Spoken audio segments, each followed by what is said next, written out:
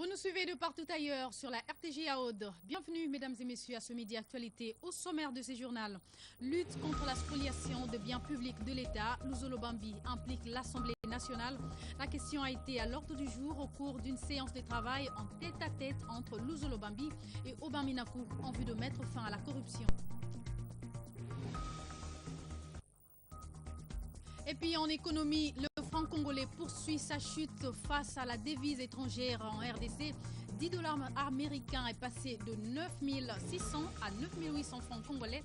Les détails, c'est tout à l'heure. Les plénières suspendues pour les obsèques à l'Assemblée nationale. La Chambre basse du Parlement est en deuil. Elle a perdu un membre du bureau en la personne de Timothée Kombonkisi, qui était le deuxième vice-président de cette Chambre. Et on commence avec la spoliation de biens meubles et immeubles de l'État sur toute l'étendue du territoire national.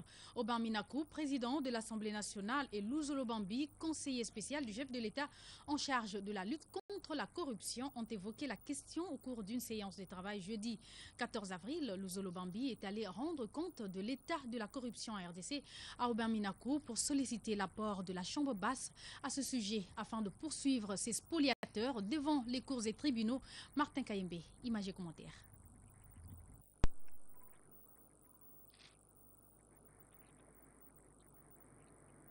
L'honorable président de l'Assemblée nationale, toujours au sujet d'une question d'intérêt national,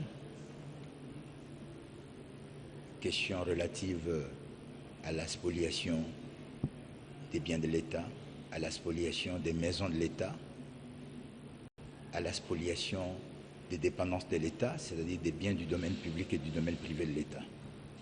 Il vous souviendra que j'avais eu l'occasion de rencontrer le chef du gouvernement sur cette même question, mais les enquêtes montrent que la plupart des personnes qui sont impliquées dans cette spoliation sont des autorités officielles de la République.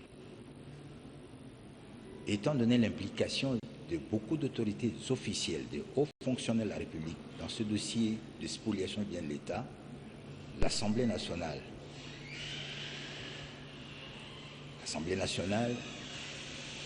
a le pouvoir de contrôle s'agissant des autorités protégées par les immunités constitutionnelles, s'agissant des autorités soumises à l'autorisation préalable de l'Assemblée nationale en cas de poursuite de soupçons quelconques. Il est apparu nécessaire que je rencontre le président de l'Assemblée nationale afin que la représentation nationale prenne en charge ce dossier de spoliation. Parce que, comme je l'ai dit, les biens de l'État doivent appartenir à l'État. Or, l'évolution de ce dossier montre bien qu'il y a péril en la demeure. Lorsque je dis qu'il y a péril en la demeure, c'est que la spoliation des biens de l'État est devenue un phénomène extrêmement grave. Et au vu de la gravité de la situation, il était normal, et je remercie à ce titre-là le président de l'Assemblée nationale pour avoir accepté de me recevoir pour aborder cette question-là. Je l'ai dit au sommaire, les plénières sont suspendues à l'Assemblée nationale suite au décès du deuxième vice-président Kombonkisi à Paris en France. La décision a été prise à l'issue de la réunion présidée par Aubin Minakou. Suivez les rapporteurs de l'Assemblée nationale au micro de Martin Kayembe. Le bureau de l'Assemblée nationale a la profonde douleur d'annoncer le décès de l'honorable Kombonkisi Timothée, décès survenu ce matin à 9h15 à l'hôpital Pont-Royal de Paris. C'est ainsi le président de l'Assemblée nationale a convoqué une réunion extraordinaire d'urgence afin de prendre des dispositions utiles pour le rapatriement du corps de notre collègue. Ainsi, il a en même temps ordonné que les plénières sont suspendues jusqu'à lundi. Ainsi, la plénière sera suspendue le jour où son corps sera rapatrié ici à Kinshasa. Le bureau de l'Assemblée nationale présente toutes ses condoléances les plus émues à la famille biologique de feu honorable Kombo Kissi et à sa famille politique. Qui est exactement l'illustre disparu? Timothée Kombo Kissi était un homme politique au parcours exceptionnel, président du bureau provisoire de l'actuelle chambre basse.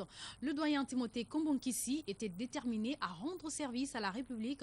Pour cet ancien cadre de l'UDPS, servir le pays n'a pas de couleur politique. Son parcours vous est proposé ici par Richard Chakokanyangale. Né à Diembi le 26 juin 1936 dans le district de Lukaya, territoire des Madimba dans l'ex-province du Bas-Congo, détenteur de 2 licences de l'université Lovanium en sciences politiques et en organisation du travail, Timothée Kombo Kissi a été chef des travaux à l'Université pédagogique nationale et porteur d'un diplôme d'études approfondies en sociologie générale. Élu député national sur la liste de l'UDPS Tshisekedi dans la circonscription électorale des Madimba au Congo central, Timothée Kombo Kissi, septuagénaire, a assumé les fonctions de président du bureau provisoire de l'Assemblée nationale suivant la disposition constitutionnelle selon laquelle le bureau provisoire est dirigé par le doyen d'âge assisté de 2 benjamins. Puis il a été élu 2e vice-président de la même institution avec 312 voix sur 349 votants. L'élu de Madimba a été rendu célèbre à l'hémicycle à cause de son refus d'obtempérer au mot d'ordre d'Étienne Tshisekedi, chef de son parti, qui a demandé aux élus UDPS de ne pas siéger à l'Assemblée nationale. Les députés nationaux gardent de lui la célèbre phrase prononcée lors de sa prise de fonctions en rappelant une disposition constitutionnelle, à savoir « Le mandat des députés est non impératif ». Les Congolaises et Congolais qui nous ont tous élus attendent de nous le changement de notre manière de servir l'État. La légèreté, la complaisance et la compromission doivent être bannies, a-t-il interpellé les nouveaux élus à la chambre basse du Parlement. Avec sa fonction de 2e vice-président, Timothée Kombo Kissi avait la charge du contrôle parlementaire, les relations avec la Cour des comptes et la gestion des dossiers sociaux des députés nationaux. Après sa mort, l'Assemblée nationale devra organiser une élection partielle à ce poste pour combler ce vide, lequel poste revient à l'opposition politique suivant les arrangements politiques au sein de l'Assemblée nationale. La course est donc engagée pour la conquête du poste de 2e vice-président de l'Assemblée nationale. Économie à présent, Christine Lagarde croit aux avancées significatives en rapport avec la stabilisation du cadre macroéconomique de la RDC. Le numéro 1 du Fonds monétaire international l'a affirmé lors de sa rencontre à Washington avec Matata Ponyo Mapon, Premier ministre congolais. Reportage. Arrivé ce mercredi 13 avril 2016 à Washington DC, le Premier ministre Matata Ponyo Mapon a été accueilli par une délégation des officiels congolais constituée notamment du ministre des Finances, des conseillers du chef de l'État et ceux œuvrant à la primature. Pas de repos pour le chef du gouvernement qui s'est rendu au siège du Fonds monétaire international. Il sera reçu par la directrice générale de cette institution de Bretton Woods. D'abord, un tête-à-tête avec Christine Lagarde avant de participer tous deux à une réunion élargie République démocratique du Congo et FMI. La patronne du fonds reconnaît les performances économiques accomplies par le pays de Joseph Kabila Kabange. Fort heureusement, malgré les turbulences, un certain nombre de pays qui arrivent à mieux tirer leur épingle du jeu.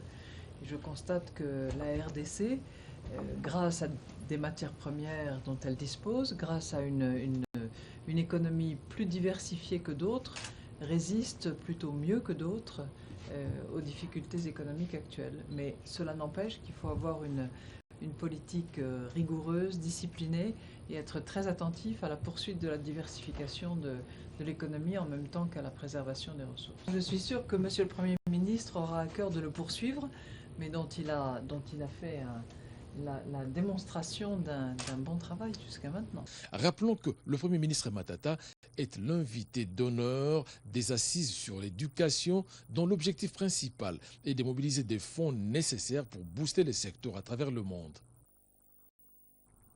Et toujours en économie, comme vous le savez, la monnaie nationale poursuit sa dégringolade observée il y a quelques jours par rapport à la devise étrangère. 10 dollars américains se négocient entre 9 600 à 9 800 francs congolais. Le constat a été fait jeudi à la place Le Château à Gombe. Un reportage signé Patrick Moleka, Déborah Kabinyanga, rendu par Clarisse Koko Kapalay.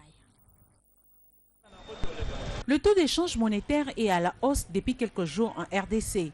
Les 10 dollars américains qui s'échangeaient à 9 200 francs congolais se négocient désormais entre 9 600 et 9 800 francs congolais. Certains cambistes estiment que cette dépréciation est due à l'excès des francs congolais sur les marchés. Il y a beaucoup de francs congolais, monnaie locale, par rapport aux devises. Il y a trop de billets de banque sur le marché. Alors cette masse monétaire qui fait que le dollar puisse flamber vraiment en tout cas. En 2004, pendant 1+4, nous étions à 4,5. En 2004. Aujourd'hui, le dollar a pris les ailes jusqu'à 98. Donc pour avoir un billet de 100 dollars, tu amènes le franc, tu amènes 98 000 francs, on te fait un billet de 100 dollars. Donc, si je peux comprendre, donc les billets de banque sont trop lancés sur le marché. D'autres Quinois qui ne connaissent pas la cause de cette inflation parlent plutôt des conséquences. Pour eux, il y a déjà hausse des prix sur le marché. Ce qui est vraiment à la base de la dépréciation monétaire, moi, en tant que population, en tant que consommateur, j'en sais rien. Parce que je n'ai vu aucun ministre, aucun opérateur économique. C'est là où sortent les grandes décisions de la dépréciation monétaire. Je n'ai vu aucun ministre de l'économie, aucun entrepreneur ou aucune résolution sortie d'une quelconque réunion dire que voilà, dans 2-3 jours, il y aura dépréciation monétaire parce que, il n'y en a pas. Et malheureusement, c'est comme ça qu'on vit au Congo. Vous vous réveillez les matins, on va barricader. Pour quelle raison? De éviter. Voilà, on a fait longtemps avec le dollar à 92. On se réveille un matin, dollar à 95. Pour quelle raison? De éviter. Finalement, la population subit les changements des humeurs des opérateurs économiques. La population congolaise plaide pour la stabilité de la monnaie nationale pour éviter ce qu'elle vit depuis quelques jours. Quittons l'économie pour la santé. La deuxième phase de la campagne de vaccination contre la poliomyélite se poursuit dans quelques provinces du pays. Lancée mercredi dans la nouvelle province du Kasaï par le vice-gouverneur Hubert Mbingo à Chikapa. Cette campagne se poursuit également à Kinshasa à travers la stratégie de porte-à-porte.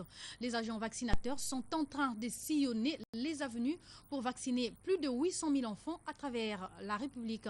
Ces activités rentrent dans le cadre de Journée nationale de vaccination.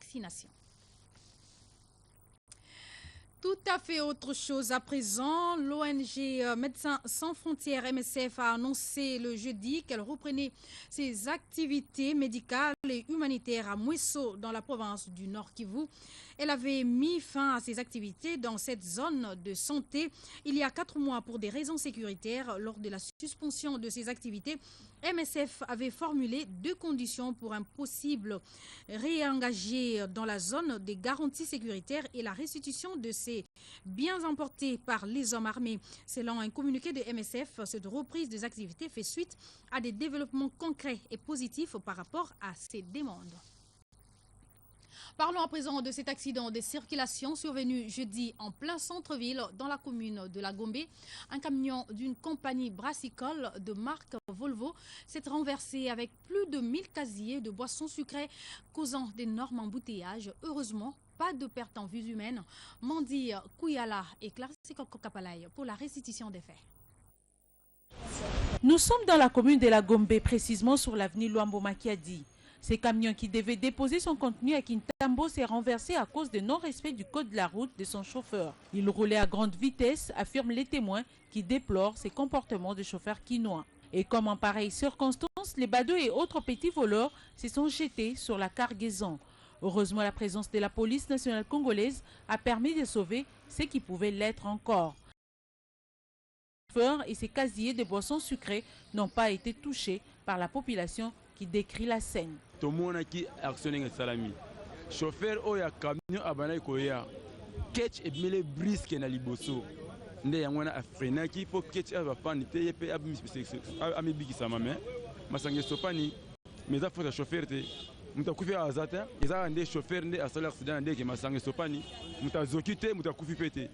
Ngana bana iko katsa eka to muni accident wana le ketch abimi mbala moko a dévié ale chauffeur abralima a freiné ba moko mabaya wana eye kaka mbala moko po bakaze nyonso to esopani mais mutu akufi te mutu mpe azwa accident za te. Ces chauffeurs estiment qu'il a des vies humaines même si la cargaison est tombée à cause de son freinage brusque. Bon, accident et salamine à cause de ketch. Ketch a bimi brusquement dans le sens que où il a priorité n'a été. Le temps natali qui n'a bimi brusquement autrement que ça les a été pour ceux qui n'a continué n'a retuta bateau baza kuna kati bakora kufa pamba. Yango mongi qui n'a meki ko freiner brusquement.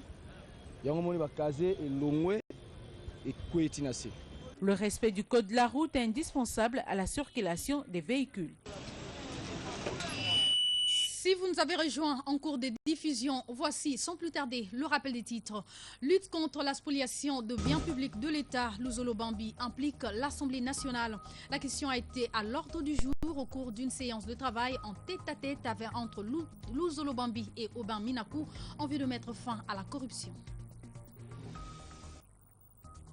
Et puis en économie, le franc congolais poursuit sa chute face à la devise étrangère en RDC. 10 dollars américains est passé de 9 600 à 9 800 francs congolais. Les détails, vous l'avez vu dans ce journal. Les plénières suspendues pour les obsèques à l'Assemblée nationale. La Chambre basse du Parlement est en deuil. Elle a perdu un membre du bureau en la personne de la Chambre. Fin de cette édition d'actualité. On se retrouve tout à l'heure pour une nouvelle session d'information.